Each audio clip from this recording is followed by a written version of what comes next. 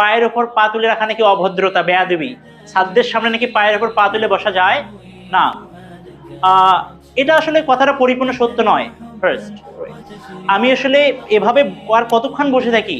যদি আমি পায়ের উপর পা তুলে বসে থাকতে পারতাম তাহলে একটু আমার ভালো লাগতো। কিন্তু আসলে আমি ওই সময় আমার খুব ইচ্ছে হয়েছে যে একটু পায়ের উপর পা রাখি, কিন্তু আসলে এই কনসেপ্টটা আসলে আমাদের সোসাইটিতে মানে এমন ভাবে প্রতিষ্ঠিত যে মনে হয় যে আমি তার সাথে কি করছি, বেয়াদবি করছি। সো আসলে যেটা বলা যে আসলে আপনাদের যদি বসার সময় কারো পায়ের উপর পা তুলে বসতে ইচ্ছে করে, আপনারা নিঃসন্দেহে সেটা বুঝতে পারেন, কোনো অসুবিধে নাই। তবে এখানে একটা জিনিস আমরা মেয়েদের ক্ষেত্রে একটু এটা বলবো, যে দেখা যাবে যে অনেক সময় হচ্ছে পায়ের উপর পা তুলে বসে থাকা অশালীন, মানে I mean in a bigger সেন্সে বলছি, যে এটা দেখবেন যে ছেলে মেয়ে উভয়কে বলছে শালীন বা অশালীন দেখা যাচ্ছে কিনা, তাই না? যে বিশেষ করে শহরের ক্ষেত্রে এরকম হয় যে কিছু আমাদের স্মার্ট বোনেরা আছেন যারা কিনা ওয়েস্টার্ন কালচারকে ফলো করেন। সো তাদের পায়ের উপর পায়ে বসে থাকাটা আসলে আমাদের জন্য আসলে একটু অশুভন মনে হয়।